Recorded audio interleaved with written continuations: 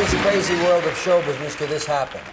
We are doing a live remote from Caesar's Palace to a dressing room in Caesar's Palace. And for a very good reason. We're here with a man who has been making people laugh for almost all of his 90 years in this business. And since I'm only a kid of 60, I figured I'd run to him instead of having to have him run through the hotel lobby to our stage. You mean me crawl to you? Yeah, to have him crawl. Ladies and gentlemen, Mr. George Burns. I'm sure that they are recording in the theater. We can't hear that, but welcome, George. Okay, thank you, Jerry. We're delighted to have you on the show with us. I'm delighted to be here. And Jerry, you're doing a marvelous job. Thank you. Just Thank wonderful, you. wonderful. And it was so funny before. I said to George, George, we're here with you. I just want you to relax and don't hurry. And what did you say? I forgot. I don't remember what I say.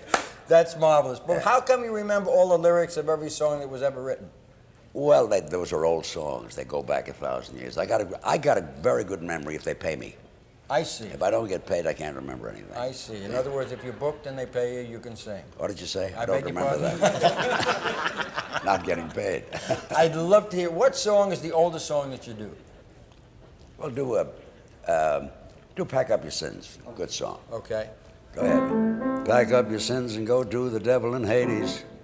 You'll find the finest of gentlemen and the finest of ladies. They'd rather be down below than up above. Hades is full of thousands of Jones, Browns, Hooligans, Cones, and Bradys. They got a wonderful tune that went to the devil because those jazz bands put a trick in it, a little kick in it, a reggae pick in it. They got a couple of old reformers in heaven, making you go to bed at 11. Pack up your sins, go to the devil, and you never have to go to bed at all. The crew can clap. It's okay. That's marvelous. It's a very old song, written by Irving Berlin. And he's still writing them. Yeah. He's still writing. I think he's 96, isn't he? 96? Or 99. One of the two. Nobody is 96 or 99.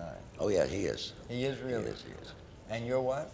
I'm 90, going to be 91. I've stopped dancing. Still smoking or still drinking, but I'm not dancing. And you're still wonderful. You're still doing benefits. Thank you. You're still doing the things that people ask of you, you're imposed upon, and you still find the time to do it. And we've only been friends for 40 years. Or at least we met 40 years ago, and we had some marvelous times at the Benny's. And when George and Gracie would have a dinner party, we would have the kind of fun and the kind of warmth that he exudes now. And when I called and I asked, would you do the telethon? It didn't take him a second to say, you got it. And we love you for that, George. Thank you. And I appreciate it. Were you at the Benny party that night when he came down with the violin and the lady's hat on? Yeah, I was there. You know how that happened? No, tell me. We went to the party, there were about 150 people there. And Benny always used to stick his neck out. I came in, he says, George, he says, the party isn't moving. I said, the party is moving, everybody's drinking, they're all talking. He says, George, I'm in show business too. I know if a party moves. This party isn't moving. I says, Jack, you want to make it move? He says, sure. I said, why don't you go up and take off your pants, come down in your shorts, Mary's hat, and play the violin. He says, you think that'll make it move? I said, sure.